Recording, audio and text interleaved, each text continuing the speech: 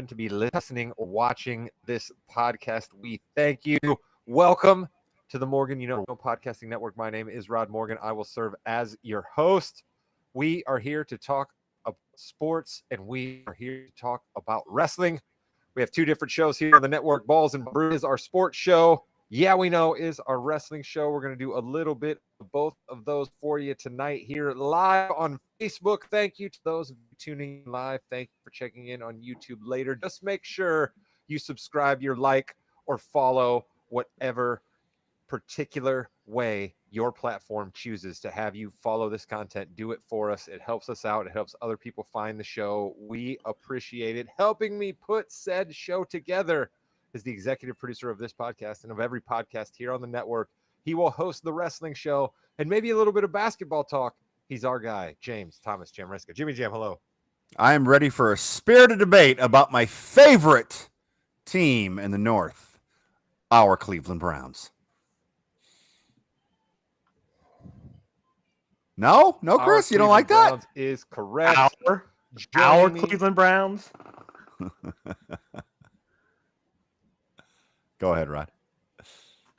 You heard him there chiding Jimmy about the Browns because that's what he does. He's our old man here on the podcast. He chides us. He chides all of your listeners, but that's what we love him for. He's our guy, Chris King. Chris, hello.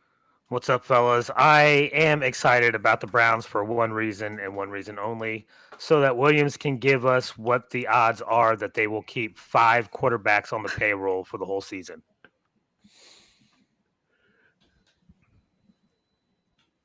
Williams, Chris made mention of there, is our football handicapper, Josh Williams. He is our football expert around here. He has formulas. He follows the numbers. He listens to the sharps. He places the bets. He then comes on this podcast and he relays all of that knowledge to you for absolutely free. What could be better than that? Josh, hello. What's up, boys? And Chris's answer here is Cleveland is 4-1 on the fewest wins of the year, tied with the Saints at 4-1. So we're going to get it started with some crappy football, possibly. We'll get to the football here in just a minute, but we are debuting a new feature here on the podcast moving forward. This is how we're going to open the show. We're going to get the juices flowing. It's something that kind of came up the last couple of weeks. And then I said, you know what? We're going to take a cue from the Masked Man show on the Ringer Podcasting Network. And every week we're going to open with a cold open question of the week that these three gentlemen have no idea what I'm about to ask them, but hopefully it will give you a little insight. Oh, that's awesome. That is such great timing. Rod's number one question coming at us now.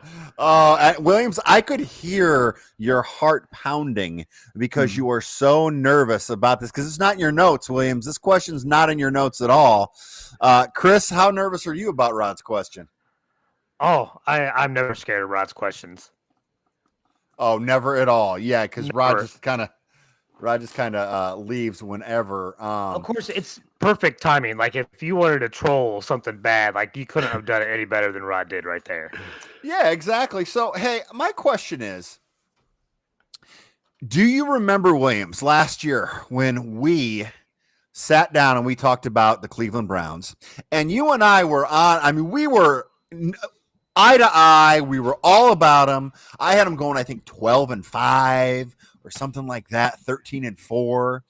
And everything that could happen to go wrong went wrong. Let's start with Rod's question here in a second.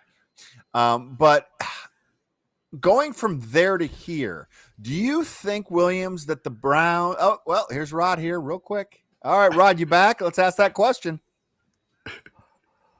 All right. My question is this. Here in the South Bend, Mishawaka area, we have just had the Elkhart County 4-H Fair kickoff. We have just wrapped up the St. Joe County 4-H Fair. So we are going on a field trip, boys. We are rolling to a 4-H fair, all four of us together in the car. We're going to pull up to the fair, and the first thing that you absolutely have to do when you get to the fair is what, Jimmy? I want to get a big soft pretzel. I'm a huge fan. Now I don't want to go. I'm not going to the station that has this, the super pretzels or whatever you can get at the store, because some of those fair people do that and it really ticks me off. I want to go to a really nice big one, got some salt on it. Give me some of that just to kind of set the base for the rest of the day. So I get a little food in me. That's what I'm going to go for, number one. Chris, how about you? What are you going to go with? Do they not have Ben off pretzel or have Ben's Auntie Anne's? I'm just saying, Jimmy, I haven't been to Kentucky in a while, but do they not have hot pretzels at like regular business establishments in Kentucky? That doesn't sound too exotic. You're lucky. Hey, my number one thing was I'm not going to the fair. I don't really care about the fair, but I went along with it with you, Rod, okay? I don't want to go to the fair, okay? I don't care about the fair. I don't care about cows. Listen, cows are fine. Cows are great. Don't need to go see one give birth. I'm sorry, not my thing. Hey, let's walk around for an hour and a half in a circle in 1,000-degree weather doing whatever. I don't want to do that. I'm sorry. And, the Indiana State Fair, that little hang gliding thing you had, how is that still legal? That's not happening. So that was my initial one, Rob, but I just want to go nice for you, okay? So calm down. Why don't you get better internet? I'm just joking. Yeah, I do definitely need to get some better internet. That is the thing that needs to happen. Oh, okay, there you go. Answer whatever is in your soul. Answer whatever's in your soul. All right? Because I said before we started this that we're trying to give people an insight a little bit as to who we are and not just chop up football. So they got not going. They absolutely do not like crowds. And you don't like to support your local 4-H chapter, and that's fine. Chris, I'm going to come to you. You are a hater on this podcast, but come on, save us. Tell me you love the fair. I was a 10-year member of 4-H in my county growing up. I was even in the youth 4-H before that. So I am a very big supporter of 4-H. I think it is a great thing. There was so much wrong with Jimmy's take right there. Like, first of all, you don't see birth by the animals at the 4-H fair. All right. That doesn't happen. Oh my word. All right. Secondly, if you are lucky enough in your county last year, Chris, I'm sorry, there was. If you are lucky enough that your county has this at their county fair and you happen to go on the right night, the first thing you got to do is go to micro wrestling. All right. Because that's what happens at the Monroe County Fair every year, micro wrestling. And if you want great entertainment, that's where you go, Jimmy. You go to the fair. And then, yes, normally on any other day, I'm going to the animal, right? I raised beef, guys, did it forever, took steers to the 4-H, took them to the state fair, took them to the beef expo and everything else. I'm telling you, that's where the fun happens. The Beef Expo. That sounds like a place I would like to hang out at someday in the future. I bet interesting things go down at the Beef Expo. Williams, we are all asunder here on the podcast. Jimmy just came out with a hateful, scornful old man take, and Chris suggested people watch wrestling. What is happening right now? Williams, what about you and fair food? Are you going to give us a regular answer here like an elephant ear for a deep fried Oreo? Save us, Williams. Yeah, I can't top the beef expo that Chris was talking about. But yeah, elephant ear is number one answer, clearly, followed by a close second with Jimmy's soft pretzel. I do love a good Ben's soft pretzel. But yeah, elephant ear is a clear answer. Thank you. All right, before we leave state fairs and move on to football, what would it take to get you right now at the age you are on one of the fair rides? You pay your 4 tickets and you jump on the ride that the Carnies put together a couple of days beforehand there in the park. What how much is it going to take? How much money, Jimmy, to get you on one of those rides? I mean, I'm not going on any of those rides at all. Listen, I will go to an amusement park. I will go upside down. I will do everything like that. But you said it right. Listen, that was put together 3 days ago. It's probably finished put together 5 minutes ago. All right, it's already broken down 7 times. That is not happening. Like I said, I'm not. My kids can go on it. Why not? That's fine. No, I'm good. I do not want to have anything to do with that. No, of course you don't. But what's the number, Jim? What's the number? What's the like $10? that'll get you on one? I mean, $10. So you just said all that you had to say about the rides, but $10 would be on. oh heck yeah, yeah, go buy another soft pretzel with my $10. All right, there you have it. Jimmy is a cheap date. Soft pretzel enough $10 will get him on the Gravitron or the Whirly Bird or whatever ride. Chris, how about you? How much do we got to pay you to get you on one of those rides? I mean, usually it's just a smile from my kid or the look of a pretty girl will get me on those. But let me tell you something. The fair rides aren't as dangerous as people think. You gotta think about this, all right? These are people that are taking it down and putting it back up. They're handling every single piece every single week. So they are seeing the weak points instantly. They are seeing the issues instantly, and they're maintaining that on a weekly basis versus some of the big name rides at the big name parks that can go for years without the proper maintenance because they want to skimp on things.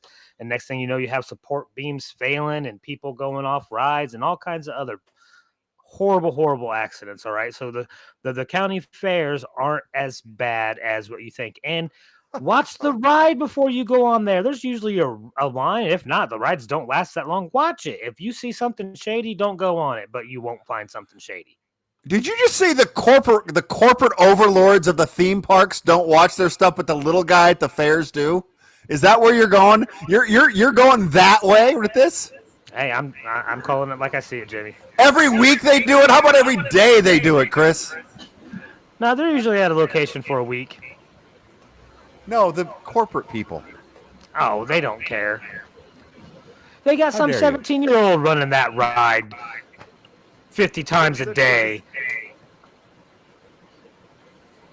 50? It's a bad ride then. All right, Chris, I'm sorry. Williams, help me here. Come on.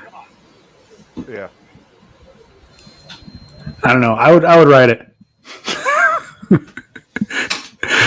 $5. Let's go. Right. You only go to the fair once a year. That's my guy. If that. Once every 5 years, it sounds like for Jimmy. Never again.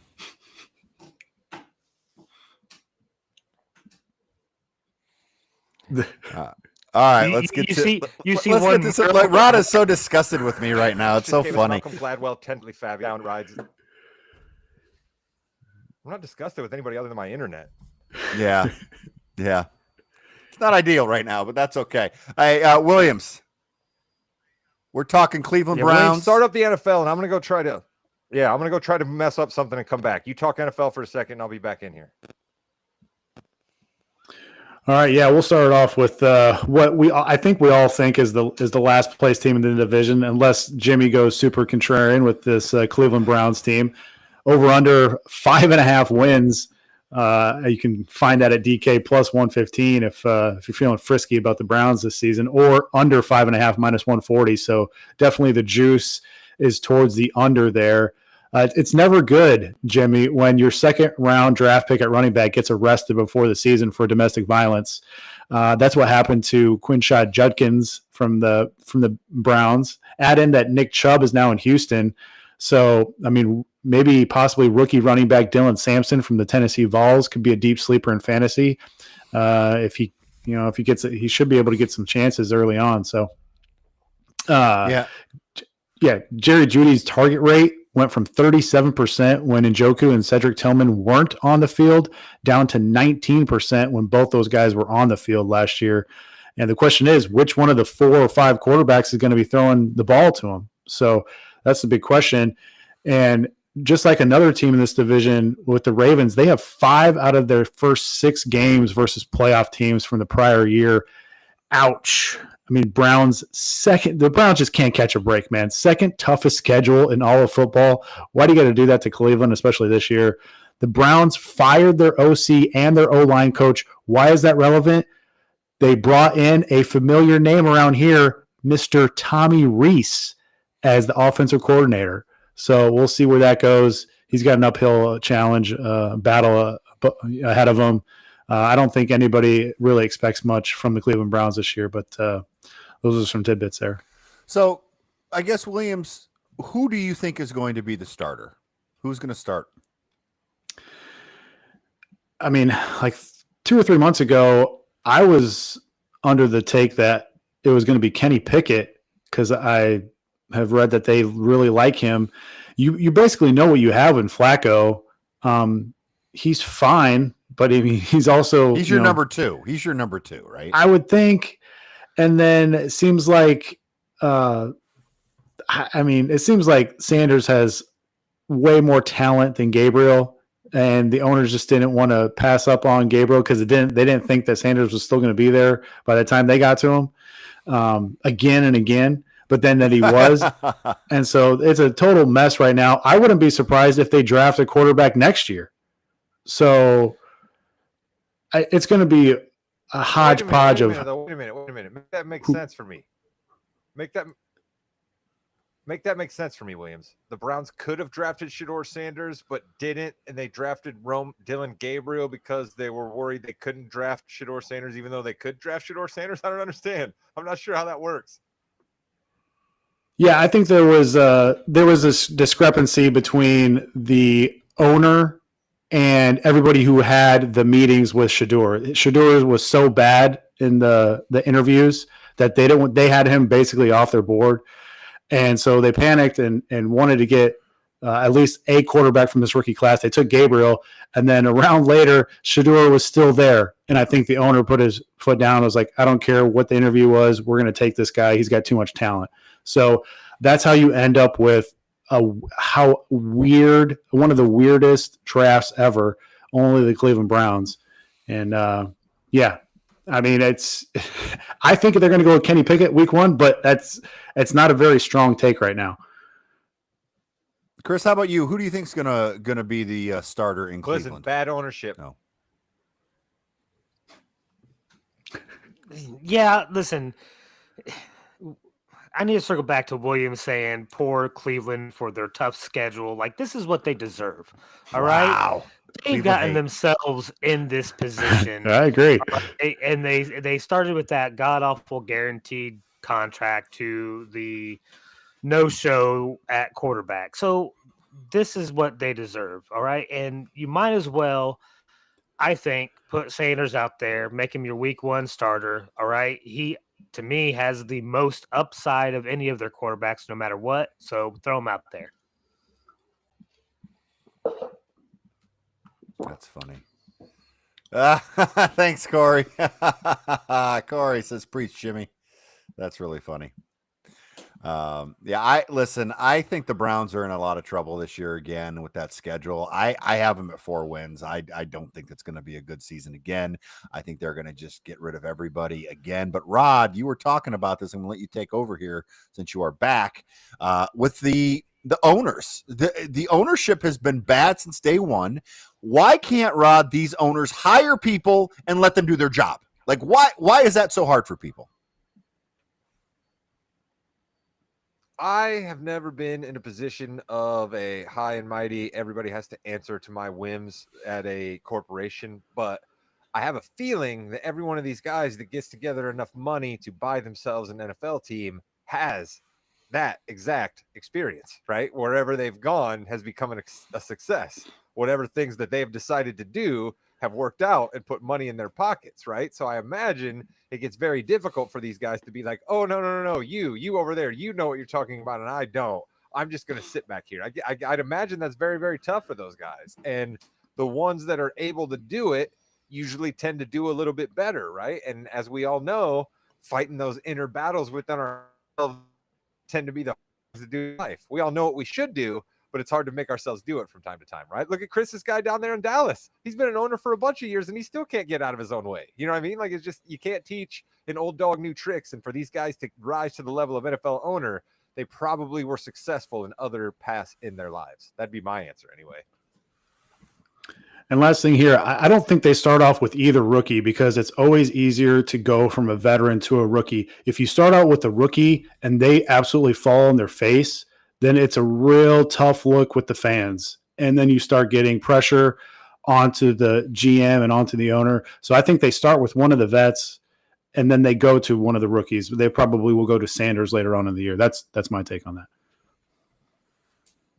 Exactly. Look at what's going on in Indy, Chris. You don't want to start one of the rookies and then pull him for an old guy, then you have absolutely the mess that the Colts have on their hands. Let's go to a team in the AFC North that does not have a quarterback problem. They have one of the top 4 quarterbacks in the game. Chris loves him. It's Joey Burrow and the Cincinnati Bengals. Williams, what do you got for us? Yeah, over is 9.5 minus 150. Under 9.5 is plus 125. So big juice there to the over.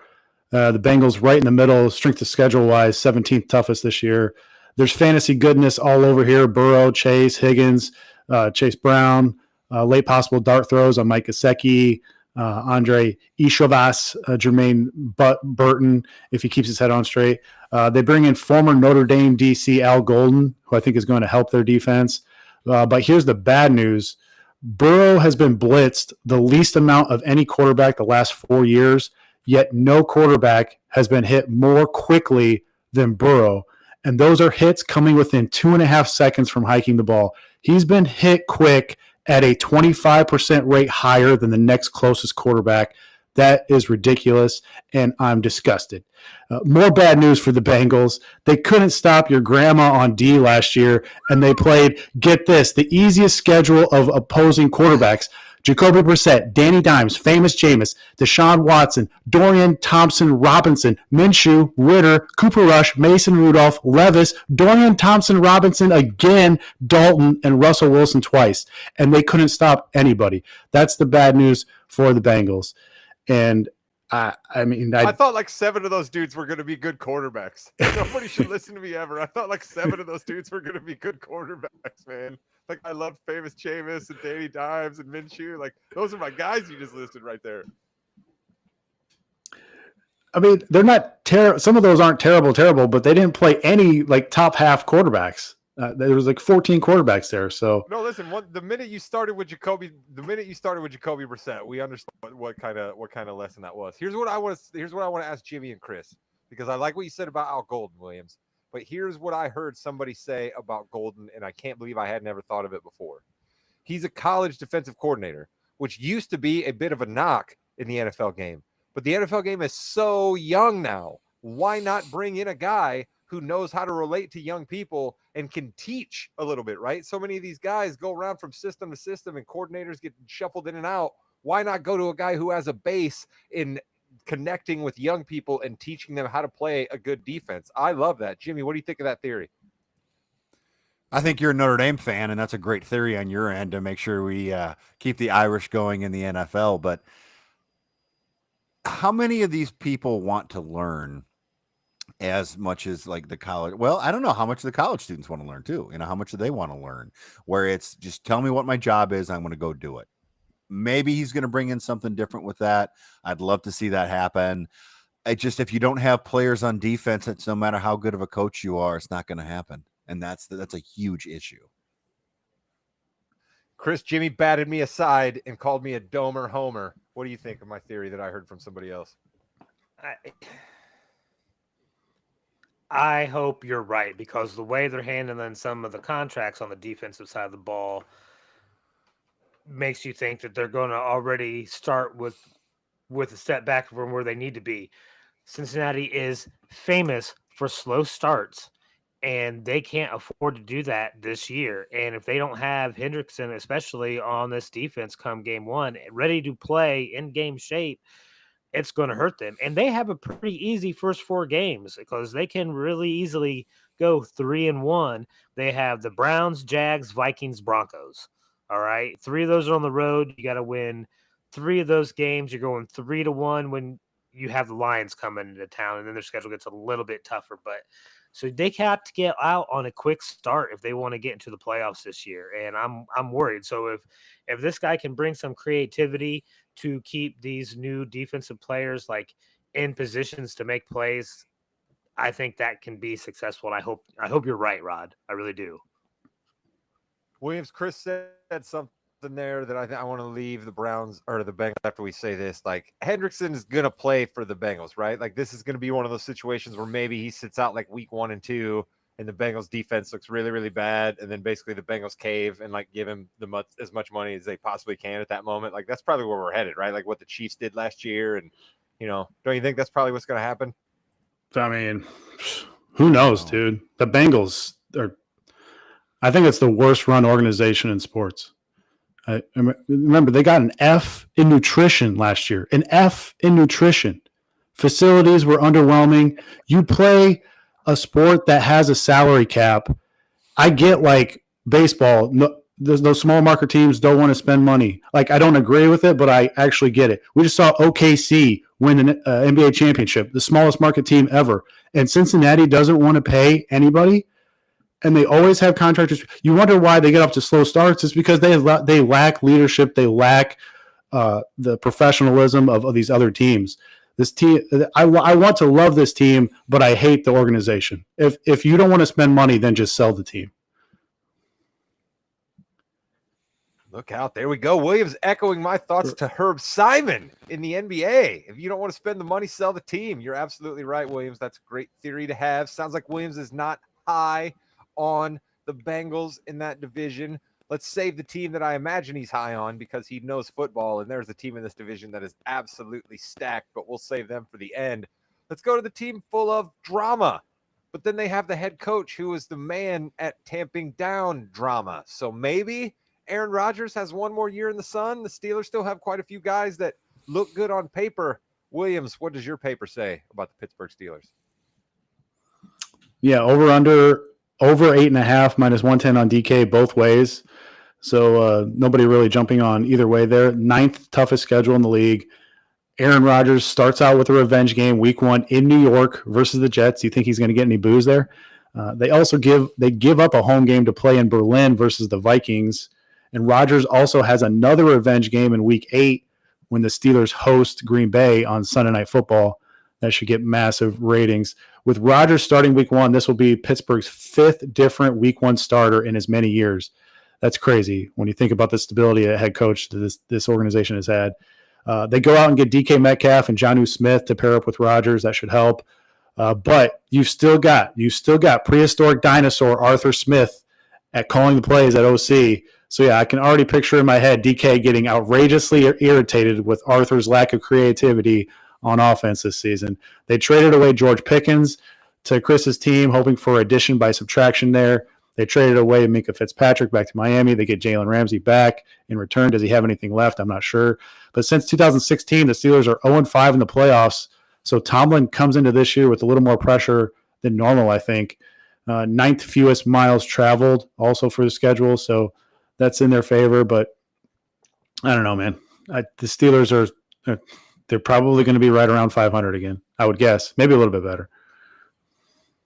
I'm so disappointed. I'm so disappointed right now. Like, there's been certain themes that run throughout this show when we do shows in the regular season. And one of our rallying cries, one of the things that gets me excited, one of the things that sometimes makes our breakout videos is the Tomlin rah-rah spot. And Williams, there was no rah-rah in your voice whatsoever about the Pittsburgh Steelers. I'm so disappointed. Yeah, I'm just not thrilled with Arthur Smith at OC. You guys know how much I hate him. So maybe the defense will be good. Yeah, they still have question marks on with the whole TJ Watt thing. You would think that they would get it done, but that's a question mark too. But they already got it done. They gave him the most money of anybody in NFL history. Did they with TJ Watt? I missed that. Yeah, he already got re-signed. It was a 3-year deal. He's good. He's coming. We're playing. All Chris, right. You're a former Yinzer. We're getting Williams. I'm disappointed in you. You're done. No more talking about the Steelers out of you. I don't care if you're a football expert or not. Chris, I'm high on the Steelers team. That's all I got. High on the Steelers team. But we still need you for for the rest of the show. No. But we'll see. We'll see, Jimmy, because here he's jumping in. Oh, yeah, Rod, you're not cutting me off. That's all I got. We'll see. We'll see if I let him on for the next segment or not. Williams, you're treading thin ice over there, my friend. Wow. Chris. I'm of course I'm not. I'm just trying to be entertainment, Jimmy. Come on, you don't have to make things worse. You don't have to multiply it up there by giving the ooh like we're on the schoolyard watching a fight. Get him, Chris. Let me come to you. I'm high on the Steelers team. I like the Aaron Rodgers redemption story. I think this team is going to run the football. I like Metcalf. I like Arthur Smith. I think there's nothing wrong with a guy who absolutely does not need to work, but keeps coming and grinding it out every day. This dude's family owns FedEx. What's he doing messing around as an offensive coordinator, getting all this shit from guys like Williams? Because he loves football. I'm in on the Steelers team, Chris. What do you got? Of course, the Steelers are going to be good because I hate the Steelers. They will continue to have a winning season as much as I root for them to just finish 8-9 for me. All right, just finish 8-9 for me once. But what do? You go out and get a competent quarterback who won't turn the ball over like crazy and can throw the ball downfield still a little bit. All right, maybe he's a little bit slower, but he's better than what they've had there in a long time, which just makes them even more dangerous. All right, so yeah, I could easily see them getting 12, 13 wins. And it's going to be coming down between them and the Ravens for this. As much as I love Cincinnati, I don't think Cincinnati can get to 12 or 13 wins. Their defense certainly will be trouble. Cincinnati's going to have to score 55 points a game if they're going to win that many. Instigator Jim Riska, what say you about the Pittsburgh Steelers? Kind of in the middle. I think that the Steelers are going to be second in the division. I don't think they're going to make the playoffs. I think Rodgers will have a very good final year. They're going to win 10 games.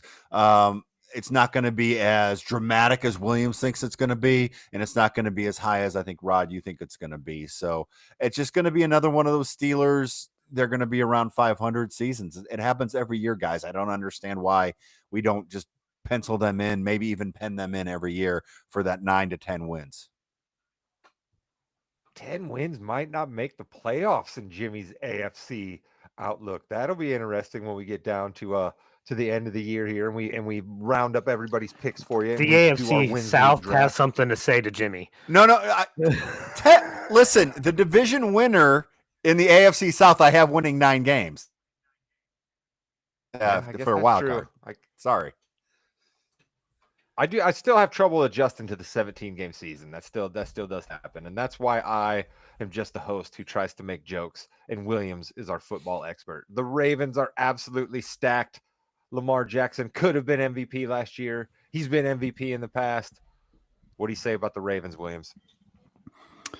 Yeah, over under 11.5 wins, minus 115 on DK. Under 11.5 is minus 105, so not too much difference there. They face the 12th toughest schedule in the league, but the first 6 weeks are brutal. They play 5 playoff teams in that early stretch. They do have the elite offense, number 1 in EPA per dropback last season. Lamar had arguably the greatest quarterback season ever. No hyperbole. 41 touchdowns, 4 picks, 900 rushing yards. So, and he did not win the MVP. Can King Henry repeat his 1,900-yard, 13-touchdown campaign from 2024 at the age of 31? That's a big question mark heading into the season. ESPN just ranked this roster number 1 in the league for having the most overall talent, ahead of Philly and KC, who played in the Super Bowl, and everyone's darlings from last year's season's Detroit. And one area where they should be extremely talented is the defensive backfield. They used a first rounder in the draft to take Georgia safety Malachi Starks. They signed Jair Alexander from Green Bay. They pair him up with Nate Wiggins and stud safety Kyle Hamilton. Shout out Fighting Irish Football. They should help. That should help them that should help that record from last year when the offense didn't score at least 28 points in a game. The Ravens were 0-6. Expect that D to pick up some of the slack this year. Thanksgiving night will take center stage in this division. The Ravens host the Bengals to cap off our food coma of a stupor that night. The Ravens have the 3rd least amount of miles traveled for this upcoming season, including none west of the Mississippi, if you can believe that. So that's the Ravens outlook there. Chris's ears just perked up with that travel stat. Chris is always the one talking about teams having to travel far. So that's that Chris's ears probably perked up on that. Jimmy, my question with the Ravens rests here. We hear about some coaches sometimes on the hot seat. We hear about guys under pressure. We haven't heard anything about John Harbaugh in quite a while. I'm not saying he's a bad coach, but it's been a while since the Ravens have won that Super Bowl. It's been a while since the Ravens have gotten over that hump, but yet you never hear, this could be Harbaugh's last season. Time for the Ravens. Yeah. Yeah, I think it's time for the Ravens. You're right. Go ahead. Yeah, I think it's time for the Ravens to win. I mean, if not, then they need to look somewhere else. I'm sorry. It's been way too long. Your time is now to go a little bit of wrestling. There is no window. It's this season or not. And they have not been able to do it. And if you want to win a championship, you need to get in someone that's going to win a championship. There we go. I think Jimmy speaks some truth there. Chris, what do you think about the Ravens? I do think that they have the most talent on their roster than any place else. The only issue is that roster is not that deep. All right, the wide receiving core is not that deep. If one of those top three guys goes down, it gets real iffy quick. Same way with their new secondary. Yeah, these guys are good, but some of these guys have trouble playing games, especially a full season. So if they avoid injuries, I think it's almost impossible to stop. But like, you got to understand, these teams in the AFC North, there are three now. Yeah, three, potential MVPs of the league. A couple guys have won MVP. Burrow could have won MVP. His numbers were outrageous last year as well. All right. And they're consistently having to play the Bills and the Chiefs, the next two best quarterbacks in the league. They're playing the top quarterbacks in the league every single year. That is tough. And I think if they stay healthy, though, this is their year. I don't think anybody can touch them if they stay healthy. This team is loaded with talent as long as they stay healthy.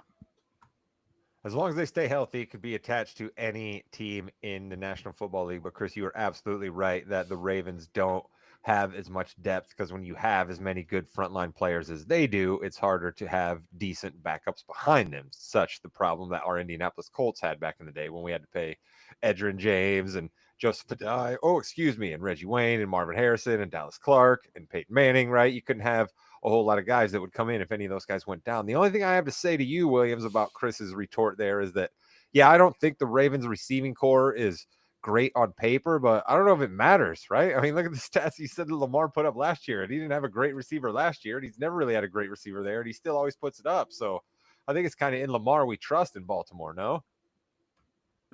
Yeah. And I got two retorts. I got one to Jimmy. If the Ravens fire John Harbaugh before the Bengals fire Zach Taylor, I will fall out of my chair. That will be an absolute disgrace.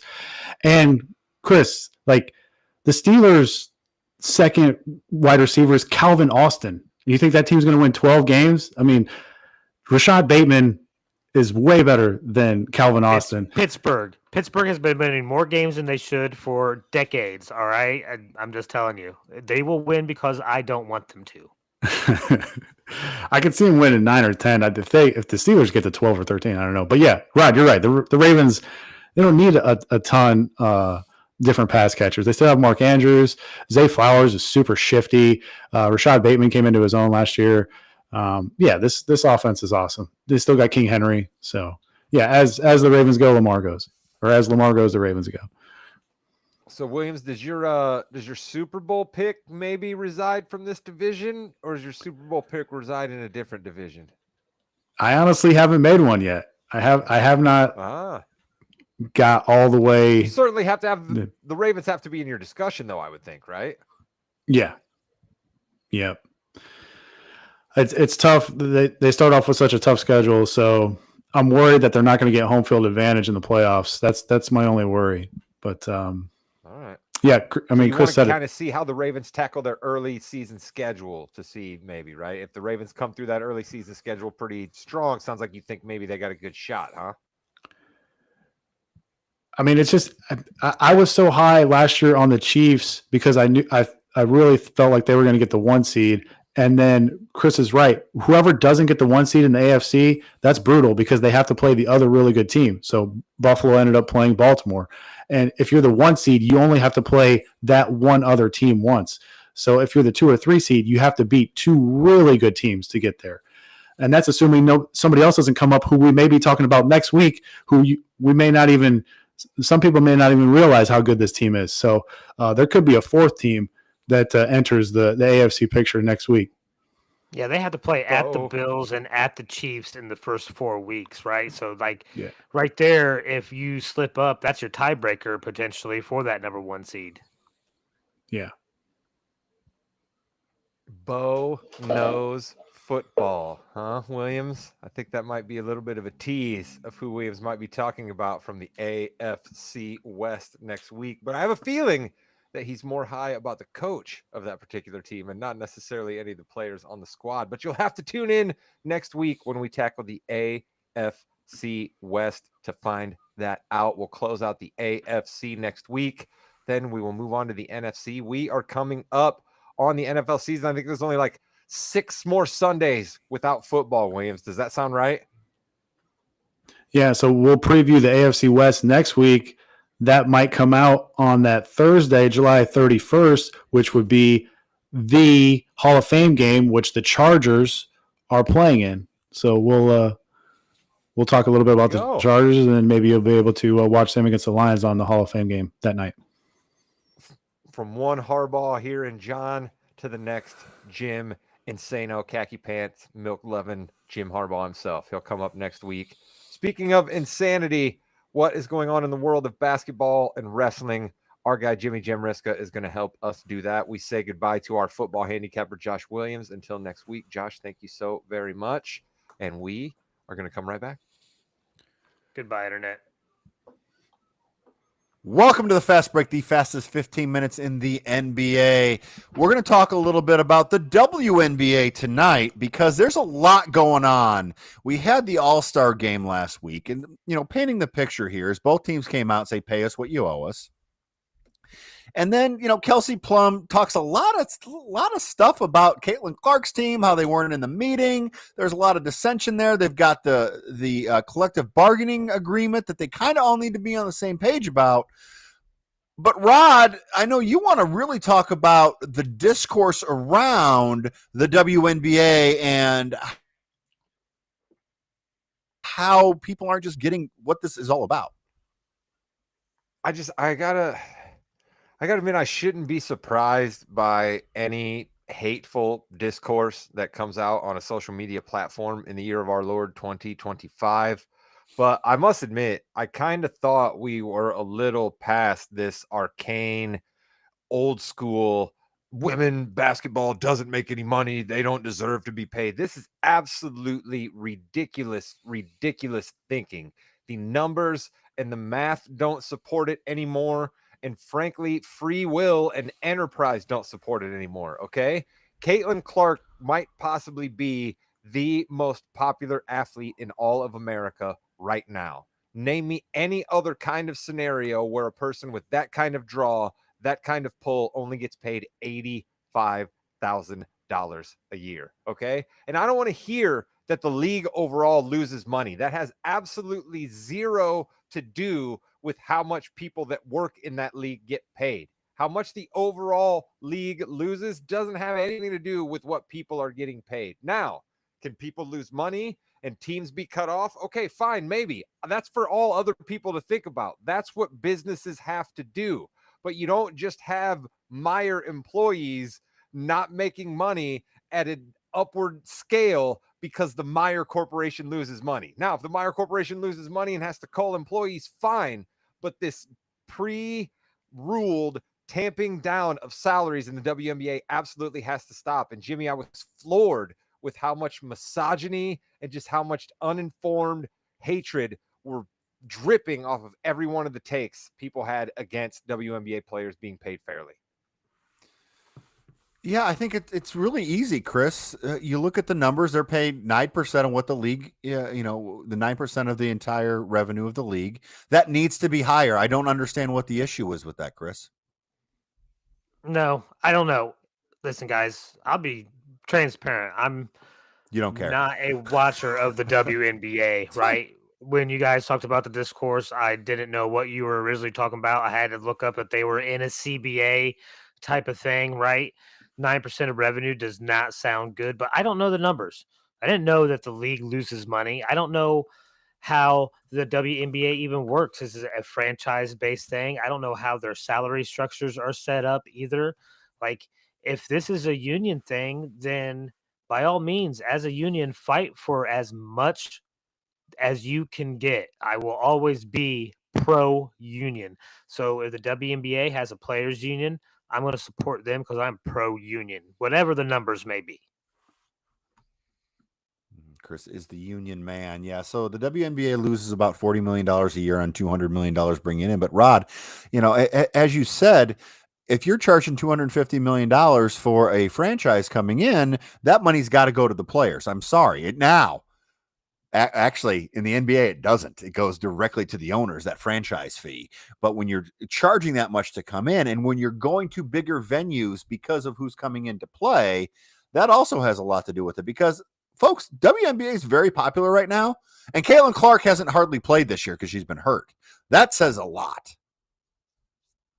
Also, you got to spend money to make money a little bit here. WNBA, this is your chance, right? This is the iron is hot. People are watching you. You've got the Caitlin Clark fireball leading you into the future. Don't mess up and squander this thing, right? So if you got to pay some people higher salaries to keep them on your team, to keep people coming in and filling the seats, guess what? That's what every other owner in professional sports has to do. Okay. Do you think that Matt Ishbia is incredibly excited about having to pay Devin Booker $75 million a year coming up on his contract extension? Probably not, but that's the price of doing business. Now, don't get me wrong. I'm not saying Caitlin Clark needs to be bumped to $75 million a year, but there's got to be somewhere else we can land, Jim, between $85,000 and the 55 to 70 the top level NBA players get. And we'll have a lot more to talk about once we get more details on the more of the negotiations and the whatever's the final outcome. We'll talk a lot more about it. But I will say this: let's be a team here as WNBA players. Know where you were, know where you are, and know where you could go. But it's not going to be this bickering back and forth. It's not gonna help at all. And that is what is that's really the most important thing, because if you're not together, it's not going to work and you're going to get screwed over like the NBA PA did with their collective bargaining agreement. Ask all the restrictions right now how that's going. Not good at all. And the last thing I'll say, Jim, real quick before we get off of this, is I want to echo Chris's sentiments here. Okay. If you don't watch the WNBA and don't care about women's basketball and have never cared about women's basketball, your take on this should be what Chris's take was, okay? Don't come out here in these streets and have these misogynistic takes about something you don't care about, because I guarantee you've never worried about somebody else's money, but somebody says women's basketball, and all of a sudden you got to be out here in these Twitter streets. Stop it. Welcome to the Yeah We Know podcast, part of the More You Know's podcasting network. You're in the room with Jimmy, Chris, and Rod, and we are on the road to SummerSlam. Rod, how excited are you? I'm excited as always for SummerSlam because it is the biggest party of the summer, right? It is something to look forward to in August after the NBA season is over and the NFL season is not quite up and running yet. So I'm excited there. But Jimmy, I am a little bit apprehensive, I guess you could say. 2 days. I'm not entirely sure how we're going to be able to fill 2 days at this point, but I'm still excited for SummerSlam. Chris, are you going to go both days to your local Cineplex and watch SummerSlam on the big screen? Yeah, no, unfortunately, I will not be able to make it to my local Cineplex. I will say, if they do it at the drive-in, I will probably go to that, though. See, that's something I would say that's what a drive-in would be for, going to see some wrestling, have some hot dogs, some pretzels, if you will, and just, have a good time at the drive-in. I remember going to the drive-in back in Plymouth, a lot of fun. There's a drive-in relatively close here that looks awesome.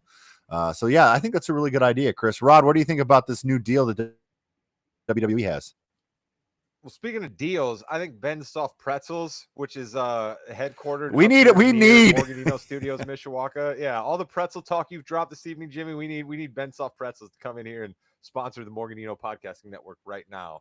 But the deal that WWE has with theaters, I think is cool, right? You see these new immersive kind of like 3D restaurant screens, right? As those become more popular, you'll see that. I think that's a cool thing. But Jimmy, I am a little worried that this opens the door for the minute that the WWE is no longer contractually obligated to air its premium live events on Peacock for paid subscribers. We're going back to the days of pay-per-view. And that scares me because I don't know that I'm going to be willing to shell out $45, $50, $60. I don't even know what they charge for pay-per-views these days every month. I'm not so sure I'll be doing that. Yeah, that was an interesting time that we all lived in because you really had to think about it. I remember making the decision very last minute to buy the pay-per-view that was in the WrestleMania that was in New York.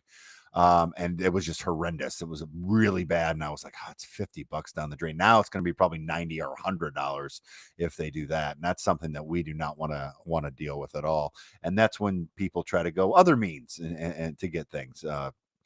Chris would have to write a letter to somebody to get the results, but it happens. Listen, rabbit ears. Let's can talk pick a little up bit. whole A lot lot of of stuff. places to go. Raw was kind of a setup show to SummerSlam, but our boy Karrion Kross got a big win. How about that, Dylan Gabriel? Listen, I don't care if it's nefarious way that Karrion Kross won. All right, I don't care if Sami Zayn comes out there with his ribs wrapped up and he barely can get through the match. Karrion Kross winning on television is a huge deal for guys like you and me. So let's absolutely go. I was stoked. Chris, you love Karrion Kross as well, correct? Yeah, I loved it. And I don't really like Sami Zayn, so this is right up my alley. So we have 9 matches right now for SummerSlam. So really 2 weeks beforehand, we have all the matches, and I want to talk a little bit about them here, just to kind of give a preview, and then we'll do our picks obviously the week before. But Charlotte Flair and Alexa Bliss apparently were originally scheduled to face off at SummerSlam. The past couple weeks, though, have changed that, so they're getting the championship match against Raquel Rodriguez and Roxanne Perez.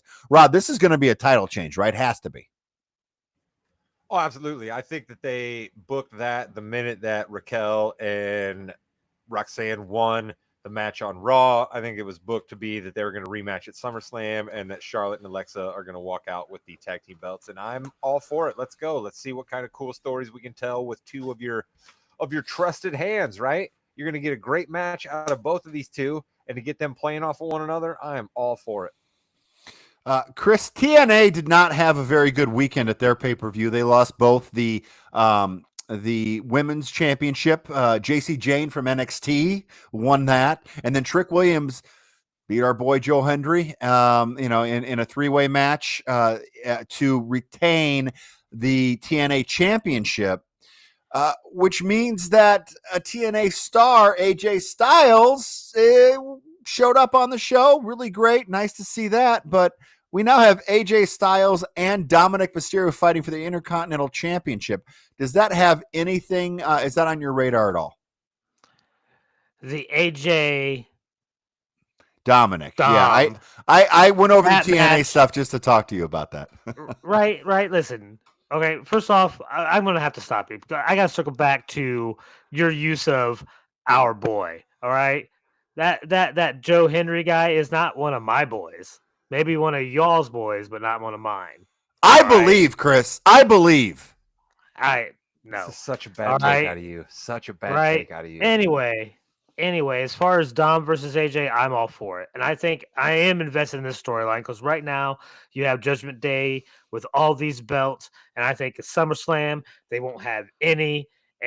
And you'll have Liv Morgan come back, and she'll come back, and they'll lose all their belts, and there'll be a big fight about why. And the Judgment Day will just keep on rolling with some of the best storylines in the WWE. Chris, do you think they're actually going to give Styles the title here?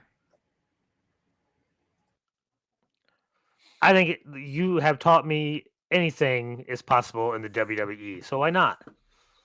Why not? Why not he get the belt and then do some more work in TNA to get some more viewerships in the TNA? Okay. Rod, do you care at all about the TNA NXT angle? TNA has no problem getting viewership. All right. Let's just state that for now and forever. All right. TNA has gotten lots and lots of viewers throughout the history of mankind. Okay. We're talking about different things. There. Okay. Oh, all right.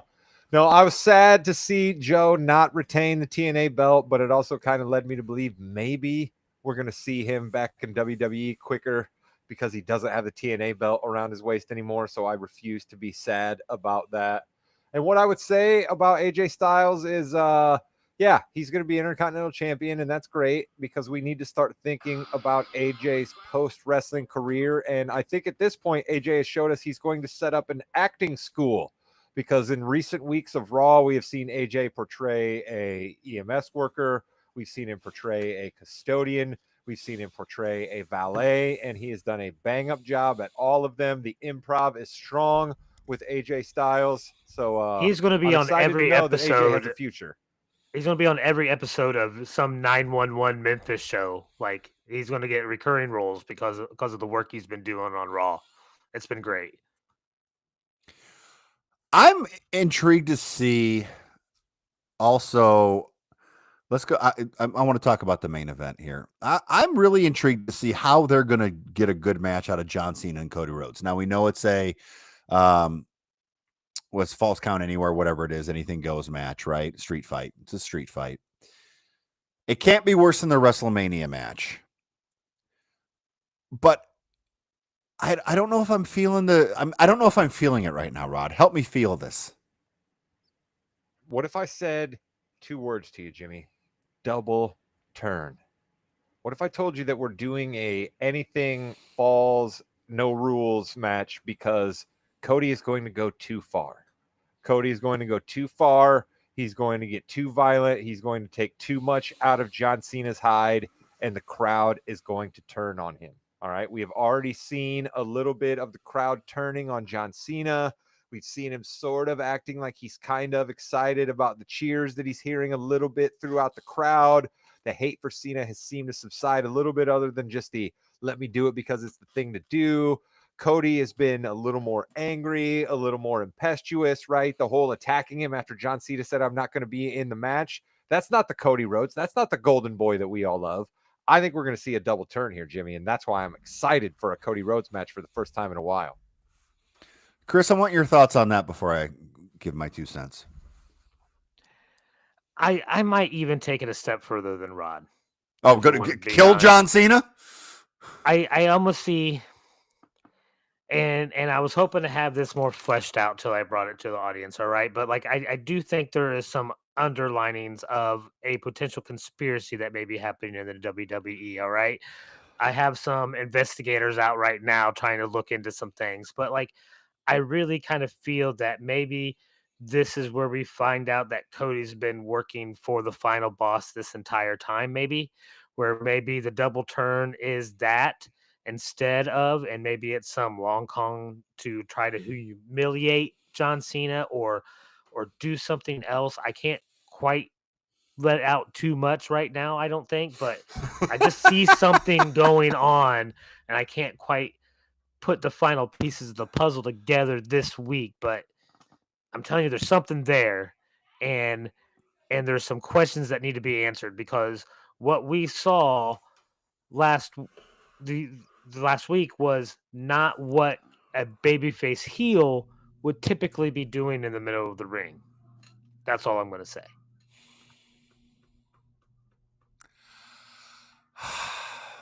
So usually when they try to do this dastardly heel turn, people cheer it because it's a happening. But I think, Rod, that if Cody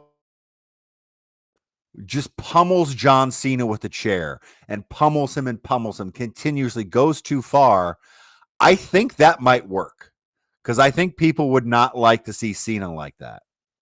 Chris, I also see your, how do you save the whole Rock thing? Because the Rock thing is really ticking everybody off. How do you save it? Maybe Cody Rhodes did sell his soul, and this is how he shows the Rock that he's completely with him. Rock comes out at the end, shakes his hand, and goes on, and we don't see Rock again. It also could have Rock show up. He can just be shown on the video screen as watching from a private jet flying somewhere or whatever you want to do. It also sets up, Rod, a Rock and Cena final match. Oh, I hadn't even thought of that. That'd be cool if you could get The Rock back involved in a storyline, and then that would be cool. I hadn't even thought of that. But see, Chris, I was like, as you were talking there, for those that are viewers, I was doing the weird Rock throat slash, right? Like you said, Rock doesn't even have to show up. If Cody does the same similar maneuver, right, and then goes and takes somebody down, we're all going to know what it's about, right? So you're really onto something there, Chris. I'll tell you, man, for a new fan, for a guy that's only been watching for a couple of weeks, you really cracked open something there, man. You really got my head spinning. Yeah, I think having the no DQ aspect really does make this different. And they're going to go in the crowd. There's going to be a lot of smoke and mirrors. So it'll be a better match for sure. Cena's not going to have to, run around at all. And maybe you get Cody. He does the heel thing. Maybe we see that. Maybe he comes up with brown hair on Monday. It gets it back to brown instead of the blonde. Usually you go opposite when you're going to heel. But yeah, I can see that. I can see that pretty good. Any other matches that really pique your interest here, Rod? I can't believe that I'm now going to say this to you, Jimmy, but Gunther v CM Punk is now sort of a match that I'm looking forward to. I begrudgingly have to give CM Punk a modicum of credit. I just have to. I mean, first off, I'm calling him CM Punk and not calling him Phil. So I mean, I've come around there, and it's this match for me. It's this match for me, right? If he can give me the kind of Gunther match that I want, right, where these guys are in an absolute war, and I'm turning in my stomach because, oh no, Gunther is going to keep it. Oh my God, they're going to give it to Punk, right? If I'm doing that a couple of times back and forth, and they pull off a few moves where I'm like, oh my God, how did Punk do that? Like if that happens and he comes back and isn't hurt and can continue a storyline out of this match, then CM Punk's going to have me, Jimmy. That's what I'll say about this match. Chris, he just wants Rollins to come back and cash in, right? On CM Punk. Sometimes Rod shocks me when he switches sides like this with the guy. Like he's not. He seems like to be a fair weather fan. I don't know how you get wow. Oh yeah, because Chris is all about loyalty. It's loyalty, Chris. Right. We have been fans of what Gunther brings to the ring week in, week out for years now, right? And to do anything but root for the utter decimation of this man who wanted to destroy wrestling, is what you guys have told me, is just insane to me. And I am really, really interested in how the crowd's going to be during this match, because they still cheer for Gunther and we know what they do for Punk. So I am interested to see what happens there, but I also don't see anything else happening other than Gunther winning. See, I think Punk's winning either way. It would be really kind of interesting to see Punk win, and then Rollins does come back and he does take the championship from him, and Punk loses just how Drew McIntyre lost, with Punk sitting there staring at him. I think that would be a full. Well, let's go there moment. Then, Jimmy. Conspiracy theory right now. We're seeing pictures of Rollins in crutches. Of course we are. A little bit of. But that's what I'm saying. Is that a little bit of the WWE doth protest too much? What do you think the chances are that we're getting worked here and Seth comes back and does exactly what you're saying? I know that we do listen to other podcasts and things like that, and I think a consensus is he's hurt, but he's not hurt like a year's worth. He's hurt a couple months worth, maybe even a few weeks worth. I think it's funny because I think we all want him to come back and cash in because it means that he's not really hurt. I mean, seriously, that's what we want. We don't want him to be hurt. It has nothing to do with, his injury, just come in. No, we care about the guy. We want him to be okay. We want him to come back. We want him to fool us. Because if he doesn't, it means he's hurt. And I'm not sure where I'm at yet. And we'll talk about that when we make our predictions. But I really hope he's okay. And they're just trying something new. I'd love Seth Rollins more than possibly anybody not named Kate or Van in this world. All right. So I definitely absolutely want that as well. But I still get pulled in a little bit, right? Like I give our boy Chris some guff about writing himself off as a new fan, but I definitely am not trying to paint myself as a new fan here. I'm a well-educated WWE fan for sure, but I still, every now and again, they can pull me in, right? Like they can get me, they can twist me up, they can turn me in knots, and I don't know which way is up or down. And right now, that's where I'm at with the Seth Rollins thing. But Jimmy, you hit the nail on the head. I'm a little too close to the situation, possibly to be anybody. Chris, Rod loves Seth Rollins so much, he called CM Punk CM Punk. Rollins would be disgusted. And with that discussed, you've been listening to the Yeah We Know podcast, part of the Morgan You Know's podcasting network. In the ring of Jimmy, Chris, and Rod. Goodbye, Nick. LA Knight, buddy. Again, sorry, my guy. It was looking like things were so up for you, LA Knight. It was looking like things were so up for you, and you've just been buried again for no reason. Because we can only have one good thing: LA Knight or Karrion Kross. One or the other. Never on the same show. Never both winning at the same time. He beat Seth Rollins, and it's not going to